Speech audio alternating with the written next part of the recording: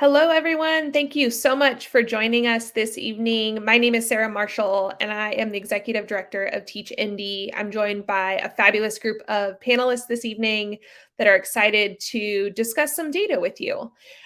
We want this to be an interactive experience tonight, so please join us in the chat. Start by telling us who you are, how you're connected maybe to Teach Indy or to the education landscape here in Indianapolis or beyond. And then please don't forget to put any questions that you have for the panelists in the chat, because we're going to make sure that we carve out some time at the very end for Q&A. So with that, I'd love to tell you just a little bit about Teach Indy. Teach Indy is an education nonprofit here in Indianapolis that's focused on recruitment, development, rewarding, and supporting local educators like the ones we're going to be hearing from this evening. If you want to learn a little bit more about us, our website is there, teachindynow.org. I have the pleasure of co-moderating the panel this evening with my dear friend, Rachel Hathaway. And so, Rachel, I'll turn it over to you to introduce yourself. Thanks, Sarah. As Sarah mentioned, I'm Rachel Hathaway. I'm the Executive Director for Teach Plus Indiana. We're a nonprofit that is based in the city as well as the state. We work to empower teacher voice both in the classroom as well as at the State House. And so I'm super excited to be a part of these conversations. Really truly believe that teachers should be helping make decisions and inform the conversations that are happening within the profession of education. So I have the distinct honor of getting to introduce the panelists tonight. Well, they'll introduce themselves, but two of which are actually alumni from our programs. So with that, I'm going to have you all introduce yourselves one by one. Go ahead, share who you are, where you teach, give your school a shout out. And I will start. We'll just go across the board here with Phoebe. Hi, I'm Phoebe Rusi, and I am a fourth grade teacher at Paramount Cottage Home. Hi, everyone. My name is Eddie Rangel. I'm the Executive Director of Adelante Schools. Shout out to Emadonin Elementary and Middle School. Hello, everyone. My name is Rahul Jody. I am the Chief Readiness Officer at Victory College Prep, and this is my 14th year at our school. Great. And we have one other teacher, Alyssa, who's going to be joining us momentarily. She's going to be joining from Paramount School of Excellence from Brookside. So I wanted to share a little bit about how we're going to be spending our time together this evening. We're going to start our data series on really unpacking ILearn. And we've had recent data that's come out, and we really are interested in this panelist's reactions to what we're seeing with the data. So we're going to be looking at statewide data. Then we're going to unpack and look more closely at Marion County data, get our educators' reactions, and again, hold time for Q&A. So please feel free to drop those questions into the chat, and then we'll do a wrap up. I'll also preview that this is the first of 4 conversations. So you'll see on the left of the slide, the conversations we're set to have later this year on SAT, data that we see in the K-2 space, and then finally focusing on a specific subgroup, which is special education, and what data we have around that group.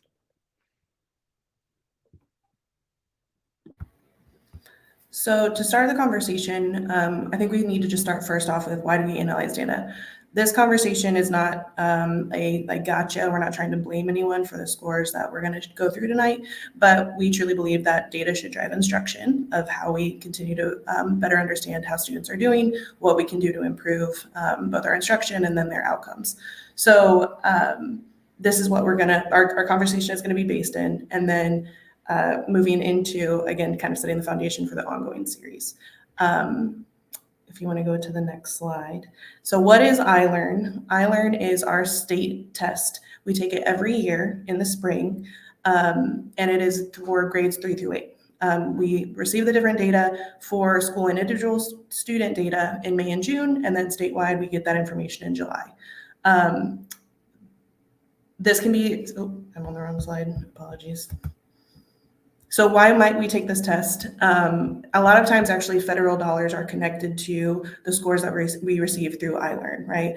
And so it's something where we can come back to the Every Student Succeeds Act, where we're having some of those regulations. In order for us to receive dollars from the federal level, we have to do the test. And before ILearn existed, this test came into existence in 2019, but prior to that, it was ISTEP. So it's relatively new test. It's pre-COVID, but we'll get into some of the details about that later.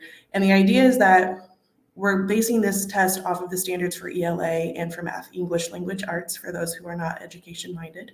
But the idea is that we can assist families and educators in being better able to understand the strengths and the gaps that our students have and address those needs accordingly. Go ahead and go to the next slide. Oh, back one. Forward one. There we go. So this data, it highlights student proficiency both in reading and in math. And there are 4 scores, 2 which count as passing, that above proficiency or at proficiency, and 2 that are not passing, approaching proficiency and below proficiency. Both sections determine, both the math and the reading, they determine the average passing grade, both for districts and for the state. So this data has informed in past school and district level letter grades. It's informed teacher evaluation scores, and it's informed kind of what student supports look like. Again, meaty conversation that I'm hoping we'll start to touch on some of those pieces going forward. Go ahead and go to the next slide. Yep. And so as we think about why it's important for us to look at this data, we need to consider that the data that's gleaned from this assessment, it's imperative we're really taking note of how different subgroups are performing, so we really can understand how students are learning effectively. One benefit of No Child Left Behind, I know it's a contentious topic, was that it actually highlighted achievement gaps, which we previously didn't understand and couldn't identify. And so when we look at this assessment, we're able to dig down into how are certain student groups actually performing. And so tonight we're going to be looking at overall how all students are doing across our state, and then digging also into Black, Latino, and white student groups. All right. So to start off at a high level, we're going to just start looking at the state level information. So overall, this is how our students have fared, right, on our test. And as I mentioned before, 2019 was the first year for ILearn. That was administered, and the state saw a major drop in test scores. We had went from 50% of students passing in iStep down to 37% of students passing in ILearn. Not a great score, and because of that, the state legislature actually said, whoa, we're going to hold harmless all of the students. Little did we know what the coming years would bring, but so then as we saw this, post in 2020, I'm sorry, can't talk too many 20s. 2020 saw no test administered because obviously COVID. And then as we started to work our way back to somewhat of a norm and coming back to how a normal year runs, 2021, we saw a drop, an 8.5 percentage point decrease from 2019. And then as we came into this year's scores, we just recently came out back at the summer, we saw a slight increase. And an increase is good, but even if the state continues to increase at this rate, it's going to still take 4 years for us to get back to proficiency levels of 2019, which again, were not great if we recall at the beginning. And so with that in mind, I want to take it one step further, digging deeper into the actual subgroups, which you'll see here. And Alyssa just joined, we'll have you introduce yourself in a second. With our subgroups, this paints an even more dire picture, especially for our Black and Brown students when it comes to their performance. So again, you can see kind of the percentage of the student population in that first column, and then their proficiency scores, again, for both math and ELA through 2019 to 2022. And so you'll see consistently we've seen drops, and then only in the last year have we seen an increase. But even for our majority population of white students, we're seeing in the gains, they're very minimal. And so this is painting, again, kind of a not great picture of how we're doing in the sense of recovery back to pre-pandemic test scores. So with that in mind, my question to the panelists is, what stands out about this statewide data, about the subgroup data statewide? And we can actually go back to that last slide so that folks can kind of see it and respond. So what stands out to you all about the data that we just laid out? I'd love to plug in here, if I don't mind, though. Alyssa, hi. Nice to see you. Can we give some time for Alyssa to introduce herself before I share my thoughts? Eddie, thank you for keeping me on No ball. worries. So Alyssa, go ahead, share who you are, what school you teach, what you teach. Thanks for being here. Yeah, thank you so much, Eddie. Yes, my name is Alyssa Breeledge. I am a fourth grade teacher at Paramount Brookside. Great. I didn't want to start my comments until we met Alyssa.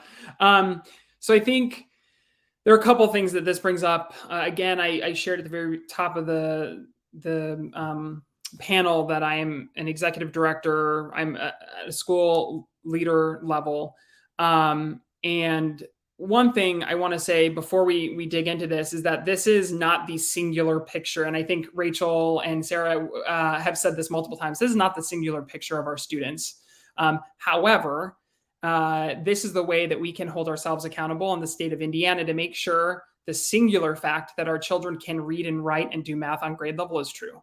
And so regardless of how any folks in Indiana feel about standardized assessments, this is a marker of whether or not we are delivering on the promise to our families when children step foot in our schools.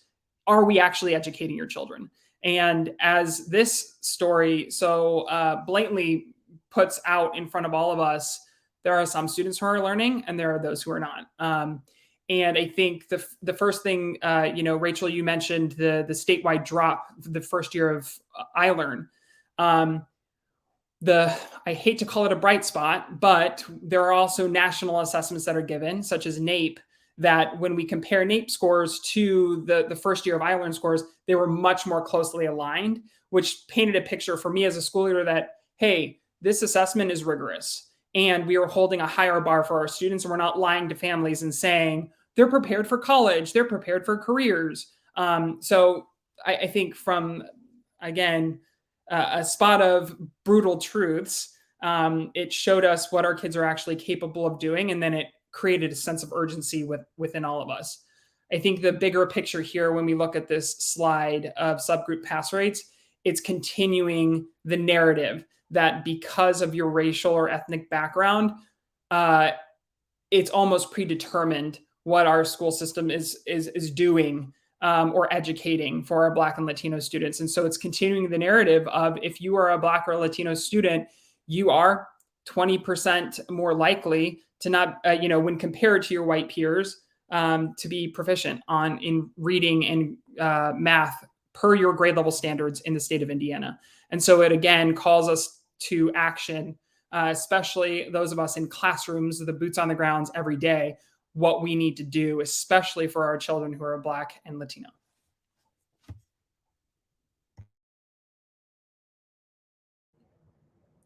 I just wanted to add one point that kind of Eddie brought up that kind of leads into what I was thinking of as well. He mentioned like the sense of urgency. And I think that when we look at the data and look at the numbers and how there is such a slight point of growth, it just really brings home for, like you said, as classroom teachers, the importance of and the critical nature of tracking data and of using data each and every day.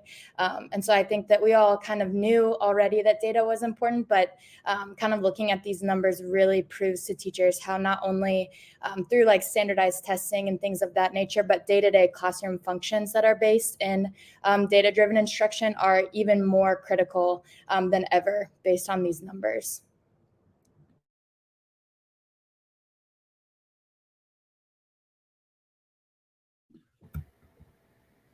Great. Anyone else have any last comments before we move forward? Okay. Emphasizing again, I was going to say that this is statewide data, and so we'll be getting even more into.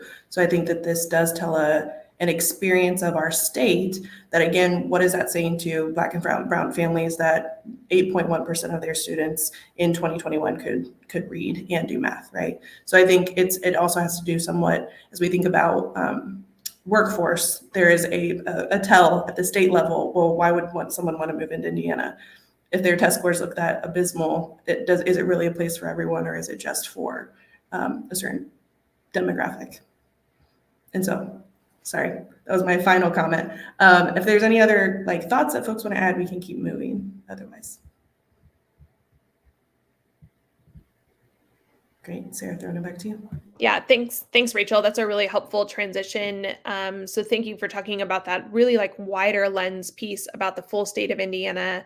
Now we're going to spend some time focused on Marion County. For those of you that are joining us that maybe aren't from Indiana, Marion County specifically is in the center of Indianapolis, and we have 11 townships and districts that we're going to be looking at data for this evening. We also have a fairly large charter group that we are going to kind of roll their data all together and take a look at that as their own district, if you will, as we're kind of taking a look at the data. And again, similar to what we saw across the state data, I think that we're seeing some glimpses of positives, but also want to be really transparent and open about the places that we're not seeing such great returns and great scores, so that we can continue to move ourselves forward and do better for the students that are in front of us. So let's start by taking a look at Marion County data and the overall picture of how students performed across the 11 schools in our district. So the positive, we'll start with the positive. 10 of the 11 school districts and the independent charter schools as a district saw an increase in their overall proficiency rates from the 2021 ILearn data that we just saw then in 2022. So you'll see in the map to the right a breakdown visually of how each of the different townships performed. One thing that you'll see across all of these maps is that depending on where we are, the data looks very different across the various districts. And so it's important that we are just naming again that this isn't a point or pit one group versus the other. It's really just we have to be able to be willing to take a look at the data before we can meaningfully move forward. So again, this is the overall pass rate across Marion County. And then we're going to look at some subgroup data as well. So the first group we're going to be looking at is our Black student population. So again, similar to Marion County, the scores really vary across the city of Indianapolis. But what you'll see is we have lots of scores that are significantly lower than the overall scores, which tells us that we're not having a lot of success, or that our Black students are not seeing the same levels of success as perhaps the overall data that we're seeing across the county. Again, a positive here is we did have 8 of the 11 school districts see an increase in their data from 2021 to 2022, but similar to the state data, we're moving at such a slow increase or slow clip that if we aren't able to start to increase the way that we're closing that gap, it's going to take us a very long time for Black students in particular to meet their the overall Marion County average, let alone where we want them to be from a proficiency perspective.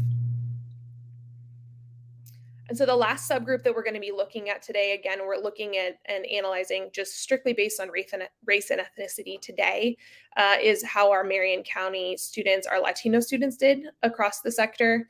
Similar to the Black students, we did have 8 of our 11 school districts and the independent charters that saw an increase in their data from 2021 to 2022. And just like the previous, we see varying levels of proficiency across the various townships. But again, all performing, or all scores indicating that our Latino students are not performing at the same levels as the overall performance. And if it's helpful, I love that Rachel helped us to kind of give us another modality to see this data. So if you're more interested in looking at this as a chart, you'll see here our overall pass rates, and then Black students, Latino students, and we've also included how their white peers performed on the assessment as well, to kick off our conversation with our teachers and with our panelists. So with that, super curious for you all, what are you thinking about, or what stands out to you about either the maps or the table here that's showing how Marion County is doing, either compared to the state or just within Marion County, if we're just looking at that data. So I'll throw it open to the group. I can go first. I think the first thing that sticks out to me when we look at all this data is just the variance between all of the different townships. If you're not from Indianapolis, all these townships are minutes from each other. And I think just going back to why looking at data is so important, there's definitely some outliers here in a positive. And I think there's a lot to be learned from certain schools that are having success, maybe with the student population, as opposed to other schools that are maybe not having success. And I think as we continue to come together to try to get all of these scores up, I definitely think there's an area of opportunity for us to look to different school districts that are having success with certain populations and see what are they doing that we can transfer over to other districts.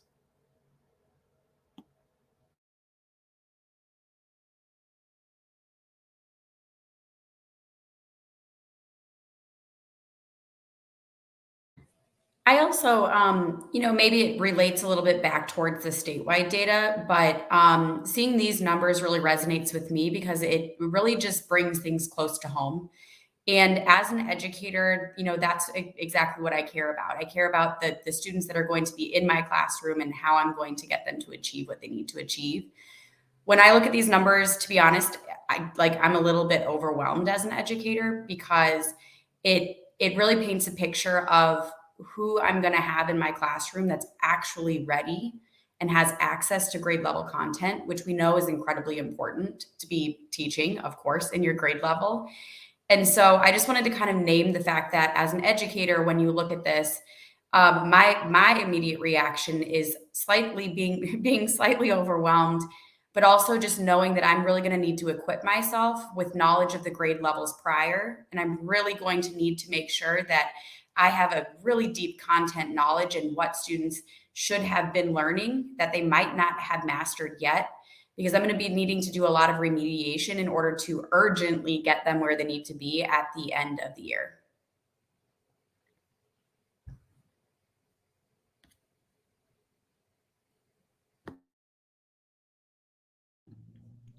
Thanks so much for that, Phoebe and Raul. I really appreciate your connection to also thinking about how we lean into sharing positive, sharing bright spots, sharing resources when things are going well. How do we open up our classrooms to be learning spaces or open up our schools so that we can learn from each other is going to be so critical in how we really move all of us forward. Because again, I speak from all of us or for all of us when I say like all students, regardless of what schools they're in, really are our students. And so we want to make sure that everyone is moving in that positive direction forward.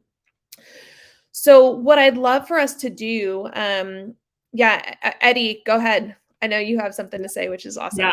Yeah. Whenever we look at data like this disaggregated, I think this is really powerful for parents and families to look at as well. Because there are sometimes these narratives of excellent schools or excellent models, or the greener grass on the other side, which township is better to get your student into. And while there are bright spots in different townships, we have to continuously ask the question, who are these schools serving? And this is one of those, I'll keep using the term, the brutal truths. This will share who are these schools serving? Are they serving all students equitably, or are there widening gaps? And I also think, being an educator in Indianapolis, a lot of times there is this thought that Indiana is Indianapolis. And there are many more kids who, are around Indianapolis in townships that we need to be focused on as well, and really take the amount of urgency and concern that we have here in Indianapolis, Center Township, for our broader community and all kids in Indiana. And so again, this kind of data that is so, lovely put up in front of us, where we can look and make correlations between different townships and districts. It begets the question, who are the schools serving?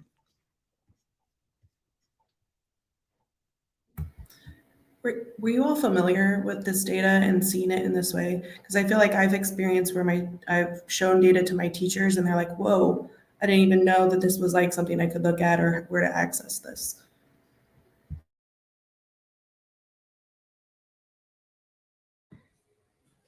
I mean, I can speak for myself personally. The organization that I work for really does value data, and it is regularly shown to us. Really mainly as a motivator to say, hey, we know that we're not doing something right across the state, or there's room for opportunity to be better. And we want to be at the forefront of that change. And so it is kind of an example of how a school can utilize data that otherwise can be kind of a little bit of a downer, as a way to provide motivation for educators, for students, and families alike.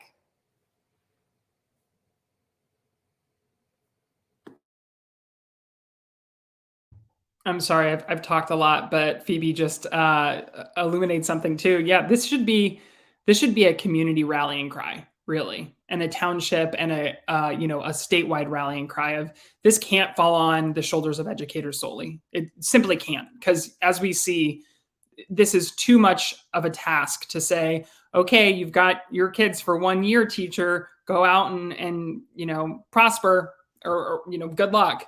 It's got to be an entire community effort, and it can't rely solely on our educators.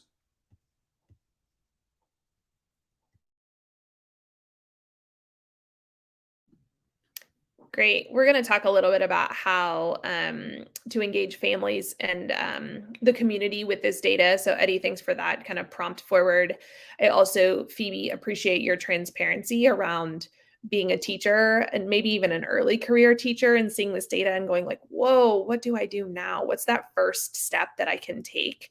So we'd love to start to move into some questions that we have for you all. Kind of maybe focused first on, let's look at the data purely and think, how are you all leveraging this in practice? So Eddie, from your seat as an executive director, Raul, leading and supporting and coaching teachers, and then Alyssa and Phoebe both doing some support of teachers, but also in your classrooms. Let's just kick off some questions. And again, I'm gonna plug the chat one more time. We do want to make sure that we hold time for Q&A at the end. So if you do have any questions, folks that are listening, don't be afraid to add those to the chat for our educators as well. So maybe the first question that we have here is, how do you or your school use data like ILearn in the classroom? And perhaps are there other data sets that are beneficial for you as you're working with students? And I'll throw this open to whomever would like to start. I can definitely jump in and start. I really think that with the data that we're looking at, we know that we're going to have a very wide range of learners, and it's completely essential that we have really deep content knowledge as educators. So specifically, really equipping yourself with knowledge of the standards, because in order to see those test scores obviously increase, we need to make sure that we're teaching the standards and also the rigor that the standards require. In addition to that, we have the added task of trying to balance out some of our learners that have gaps. And we're going to need to know pretty specifically, what those gaps could potentially be. And that might require you to also have pretty strong knowledge of the grade level below you. And so I know that the DOE or the IDOE has a lot of resources. Specifically, I would really leverage the vertical standard articulations to understand what were they supposed to be learning the year before. How does that compare to what you are trying to teach them in your grade level? And then providing within your lessons multiple access points so that all of your students have some sort of opportunity to be successful, so that you're able to push them into a way that they can grow and ultimately reach that grade level benchmark by the end of the year. And I have to really, really reiterate the fact that what I just said sounds great. It is not an easy task. It is juggling out the wazoo, and it is literally, you have 12 balls in the air at once. So it's a very difficult task. And to Eddie's point, it takes a community, not just a simple professional development for a teacher. It takes a community to help that teacher juggle. And that teacher needs to feel empowered to juggle. And we need to have a school system, a parent ally, just in general, a whole community of people really supporting and rallying on the students and the teachers.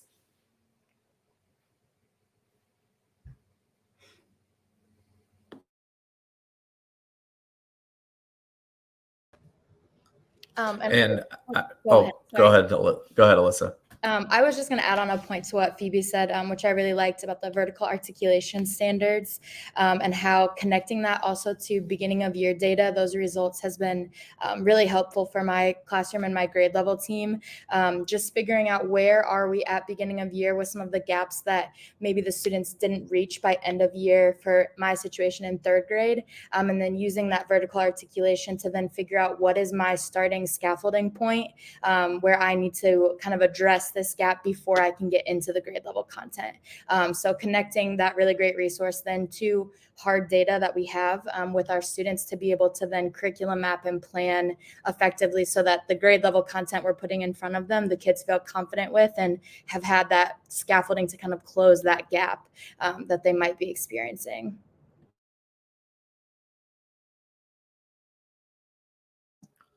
And I was going to jump a little bit to the second question, Sarah. I think if you're not an educator, you might be thinking, okay, why is the 3rd through 8th grade test? How does it affect us, or how does it affect the bigger picture here in the state?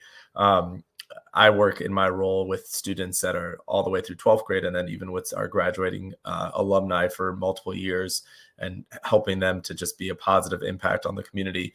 And one of the things we see is when you see data like this, it leads to students not being able to perform as well in the SAT, national tests, and then not being able to be as successful in college.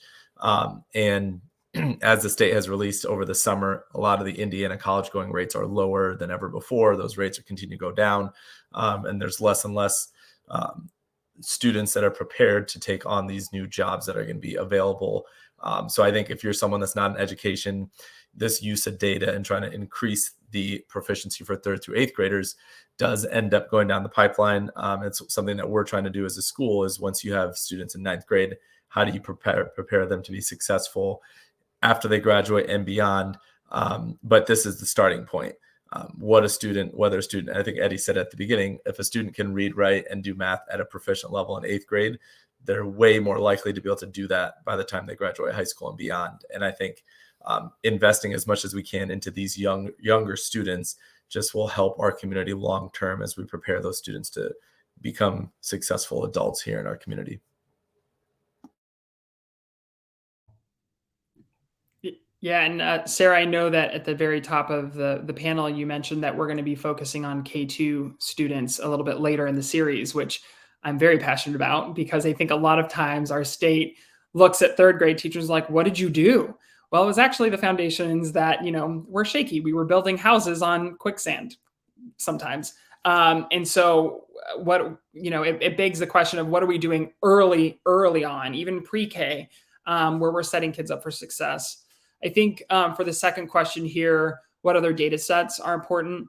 We have to remember that ILearn is a singular snapshot given at the end of the year. And so schools, I know excellent schools like VCP and Paramount, both schools that are represented here, are constantly looking at data through progress monitoring tools, giving interim assessments, making sure that we are constantly keeping a pulse on what our students are understanding from our instruction. And then, turning around and saying, okay, we see this grade level trend or a school-wide trend where we need to address or we need to plug into, and creating explicit, systematic opportunities for students to then address those gaps. And again, from like a school-wide lens, wrapping support around students in mastering those grade level standards, whether that be looking at vertical articulation standards and saying, hey, it was actually 2 grade levels beforehand where they didn't have the number sense mastery that they needed. And that's why we're seeing this in 4th grade, so on and so forth. So I think it's really important for schools, and especially I'm talking to school leaders out there, to protect your teachers' time to look at the data and then create the time for them to address what they need to address. Because as Phoebe stated, there are many balls being juggled in a classroom outside of just looking at data and making sure children are learning. And so we have to be fierce protector of teachers' time and create opportunities for those pulse checks throughout the year so that we're not caught at the end of the year saying, I guess our students didn't know this. And creating systems for that in our schools. And I can speak a little bit to, what that actually looks like on the ground level in terms of looking at data frequently and how it actually happens across the school year. Just like Eddie said, ILearn is a snapshot of grade level standards at the end of the year, and it's not enough to just look at those numbers.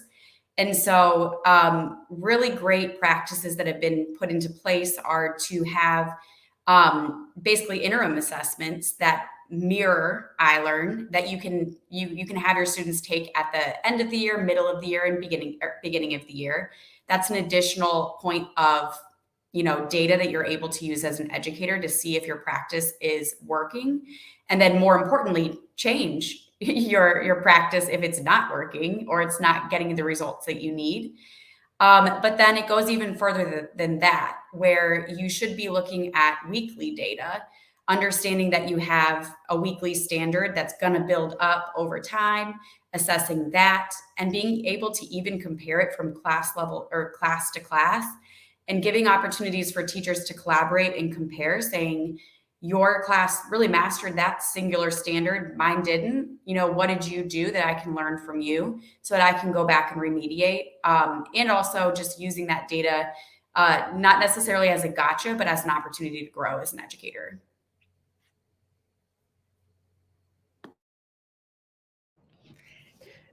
Yeah, that was a great point that you made, Phoebe. I was going to say the same thing, that just the weekly data tracking has been really successful, just to see what those power standards are that we're covering and do the kids get it.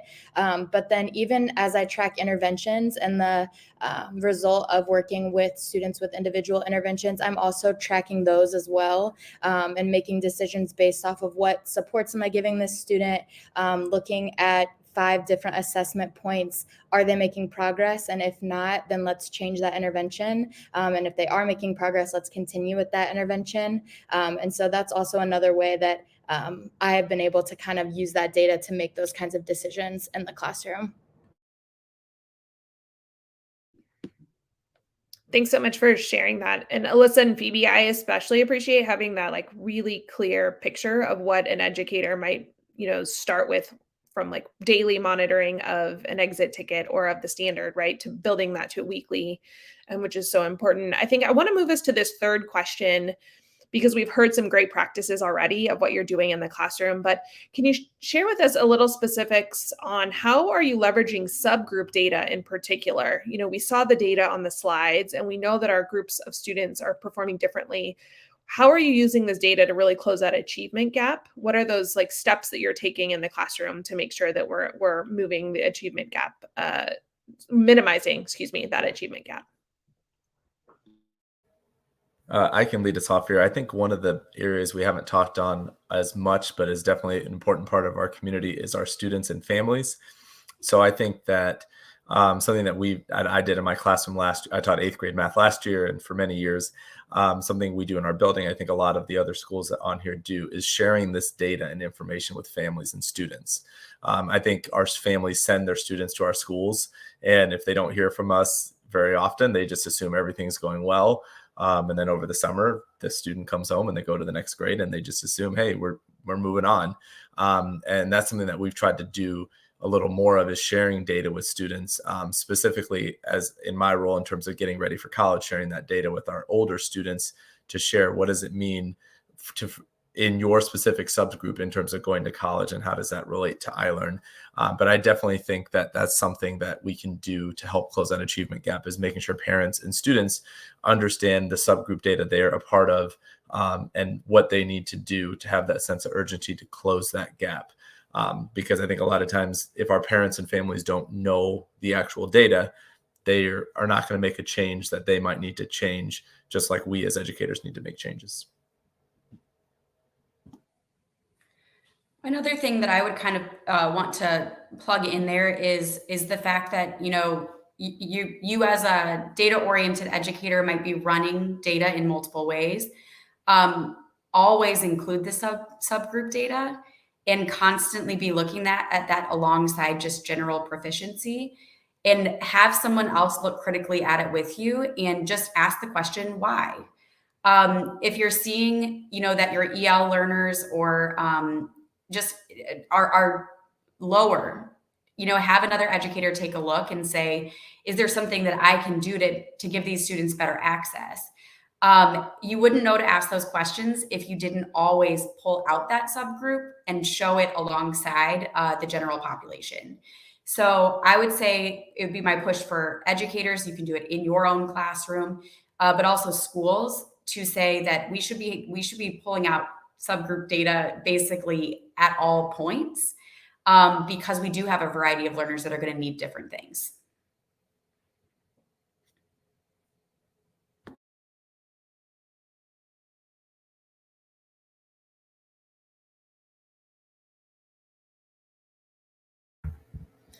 So y'all have tied into transition nicely into our next set of questions, which really focuses in on kind of exactly what you've raised, right? Like next steps for an educator. So there may be some teachers on here who are like, I am completely new to looking at data, still don't quite understand what I'm doing. Or there's those veterans who are just looking for other ways to like think about data. So while we've talked about a little bit in the sense of like parent and community engagement, we could probably skip that one, but if anyone has any additional thoughts, we're really going to dive into, I think, more about like how are we helping families understand that data? Because again, to Rahul, your point, when we're talking to the students and we're saying, hey, this is where you are, and this is what we need to do to get up to this point, as educators, what can we help our teachers do to help them then help our parents understand, right? Like there's that full pipeline. So thoughts on that? I think my initial thought is really just we need increased transparency and also a next level of honesty when it comes to interactions between teachers and parents. I know as a result of COVID, I've had a lot of parents, directly ask me or express concern that they're not really sure, if the COVID gap is still impacting their kids, or they're just in general unsure, quite frankly, if it is impacting their kids. And I think it's just really important for educators to feel empowered to say, we are the professionals and we are the people who can say whether or not we feel like this child is achieving at grade level. And we need to be able to honestly communicate that to our parents because they're not going to know otherwise. They're not licensed teachers. They haven't received the same education and training that we have. And so we have to be very clear and we have to really kind of not sugarcoat it and say, you know what, there are still gaps within your child's knowledge. These are the gaps that I'm seeing. This is what I'm going to try and do to address those gaps, but I'm probably going to need your help. And it would be very beneficial for you to be working on your child with, X, Y, and Z. And I think having those conversations early on in the year is going to be super powerful. But also we need to be really backing our teachers and knowing that those conversations are of extreme urgency right now because we need that community to feel rallied around our students. And also we need a little bit of help and support for our teachers as well who are trying to serve our students.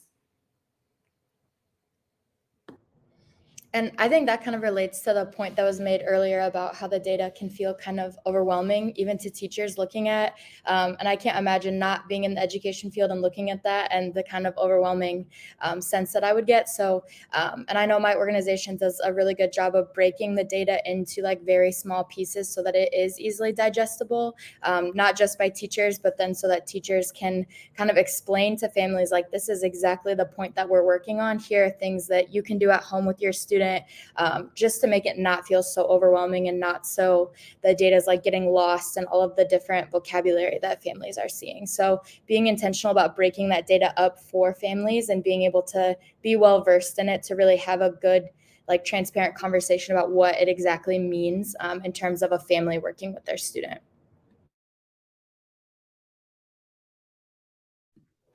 Eddie, not to put you on the spot, but I'm going to jump in here. What does this look like at a school level, right? When you think about helping share this with families, how is Adelante Schools thinking about delivering this information or sharing this with families? Yeah, I'm going to echo what Phoebe said. From a school perspective, it's actually supporting our teachers to have really tough conversations and painting sharing the short term of where your child stands, and then painting a long-term picture, saying what opportunities are they going to be prevented from accessing because of, if we continue to push this off, continue to push it off. Yes, it's only third grade. And I put that in air quotes.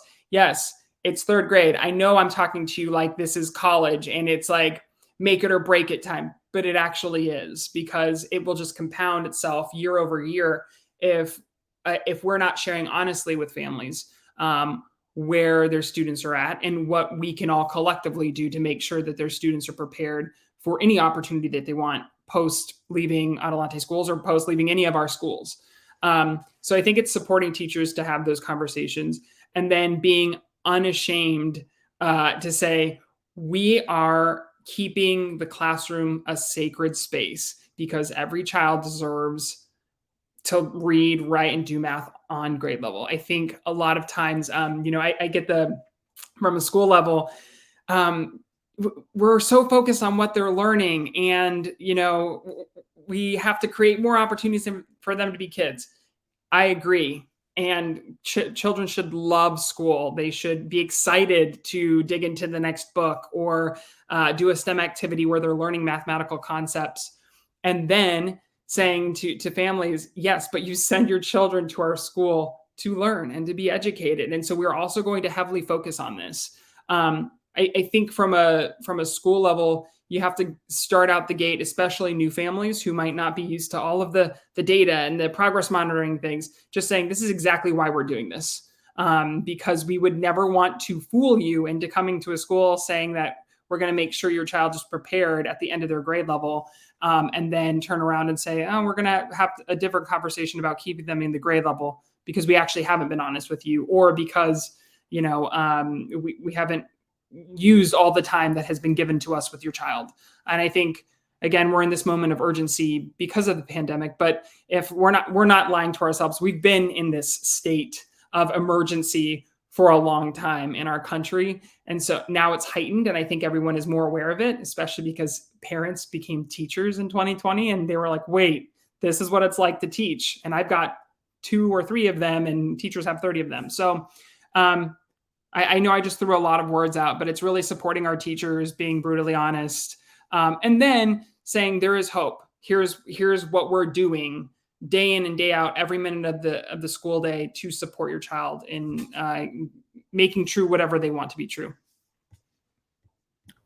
And I would just jump in to kind of echo Eddie's point from a school perspective. Even just in this 1 hour, there's been a ton of data. So I think one of the things that we need to do as school leaders and teachers is just pick those few data points that and kind of are the most enlightening that we can use. So that's something we've started using, is not even using graduation rates, but using things like matriculation, which is the percent of students that are going to college, or grade point average in terms of high school. So I think as school leaders, we need to really simplify for our teachers and for our community, what are the data points we're using so that we're not overwhelming our school community. It's hard enough to be a teacher if you're throwing 20 different data points at them and then they have to share 20 data points with all their students and families.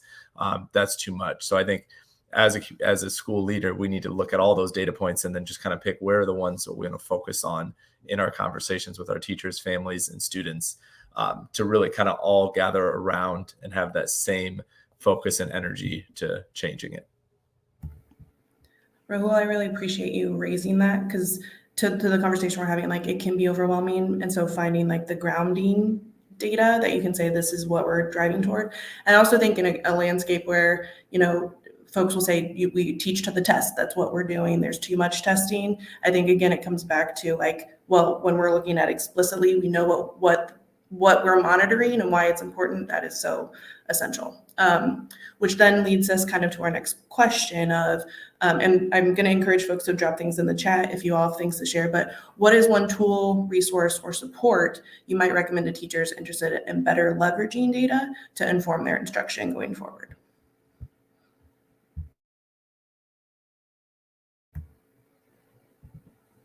I think it all starts with, grade level standards, knowing exactly what you're supposed to be teaching and having a deep knowledge in that.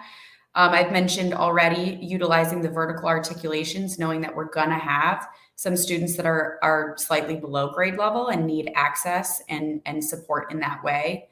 But there's also a wealth of resources on the IDOE website where they help you break down standards, understand, the rigor of what they're asking you to do, and even have released items that you're able to sample, and you yourself can take an assessment just as a 4th grader would to understand, what's being asked of your students. I feel like the IDOE is an amazing resource if you dig through all the resources and really kind of try and pick through it all. And it's all free. So any person who is wanting to implement this, even if you're feeling like you might be one of the only teachers in your building trying to really start this initiative, you can start basically for free by looking at the IDOE website and trying to leverage some of the resources they have, and then hopefully spreading that knowledge to the other teachers within your building.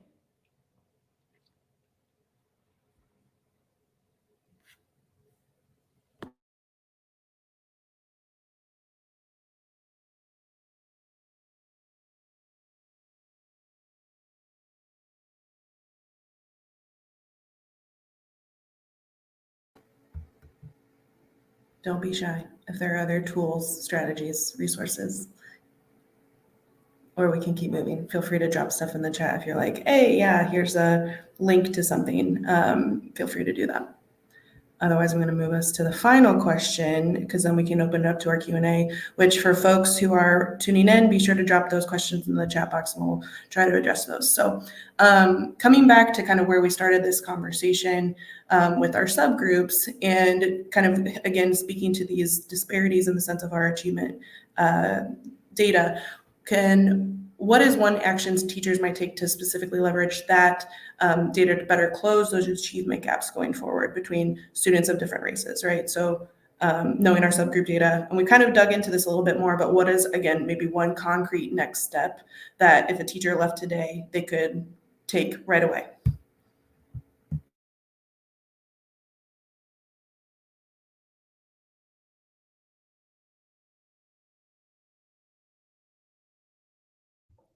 I'll jump in here, and I'm not sure if it's an action to specifically leverage data to better close the achievement gap. But it is an action that I think, as a teacher, someone mentioned to me, and I was like, "Oh yeah, that sounds wise," because you've got a lot of stuff going on as a teacher.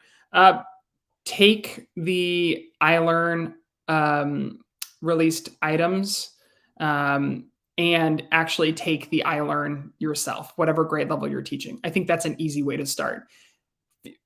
Experience what it feels like for a kid and think about the things that kids are going to have to know and be able to do in order to answer the questions that they're being asked to prove that they are mastering their grade level content. I think that was one of the most eye-opening experiences as a teacher, and something that I know probably all of the schools on this panel do is encourage the teachers to actually take it and feel it. Because then you're able to speak a lot more honestly about the experience of what a student will see on ILearn. And I don't know if that answers the leveraging data, but it is something that might be eye-opening if someone hasn't done it yet. And I think to piggyback on that, which all of this is on the DOE, the Indiana DOE's website. If you just Google ILearn, you can find it on the homepage. Similar to that, the release items, I would highly recommend everyone look at their item specifications, which is basically by standard, all of the different types of questions that you would see. So if you're teaching 8th grade math, every single standard has example questions. It's similar to what Eddie said. When I taught 8th grade math, before I started a unit, I would look at all of those questions and just kind of go through them myself. And I do think it does help close that achievement gap, because basically what we're doing as teachers is making sure we're teaching at a rigor level that is equal to that test, and not holding the fact that maybe these students didn't perform as well last year against them, giving them that opportunity to meet the rigor that it needs to be at for this year, which is something that is very difficult to do as a teacher. But using those resources on the DOE, the released items and the item specifications can help make that a lot easier for you and know exactly what to focus on.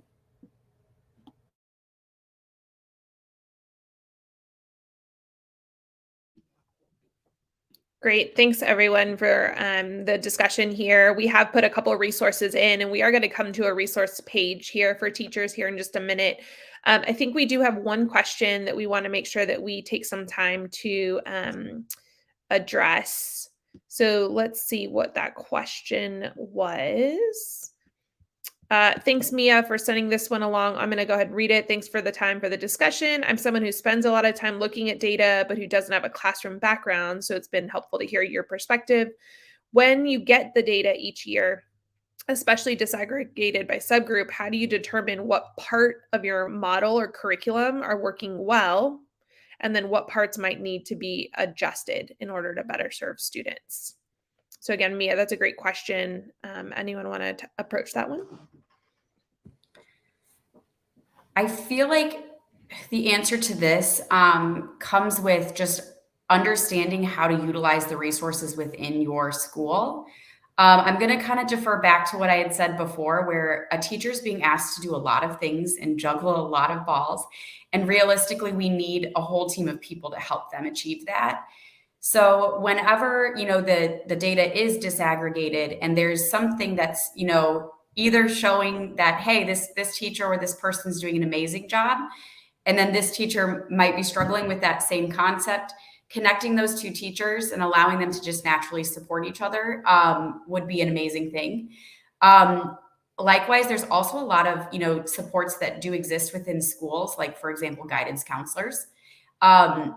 Really equipping teachers to understand, I'm looking at my data and I'm able to identify 2 to 3 students that I think could benefit from that service, and creating a system with your school model or your school system that allows teachers to really connect those students with the guidance counselors in a powerful way is important. And similarly, I'm thinking about something like attendance. Oftentimes there's someone within the administration office staff that manages attendance and reports attendance. Trying to also provide teachers with, a pipeline or an understanding of how can you reach out and leverage additional resources to help you even with something like that. So I would say, if you're thinking about how the data can help inform like a school model, to me, it's all rooted in resources and clear communication and codification of how teachers can actually utilize and access those resources.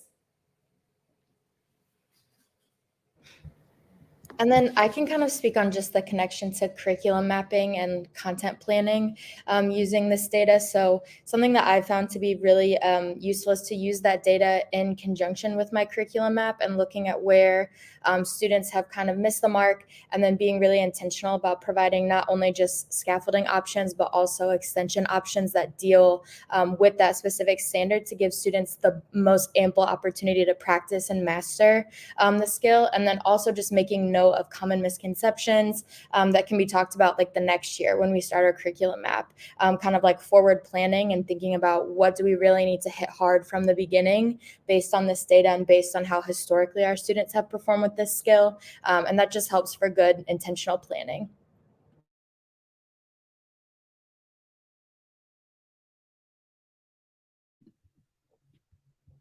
Yeah, thank you so much, Alyssa, for that. And I think you all have illuminated some really great resources. So I'm actually going to transition us forward to share.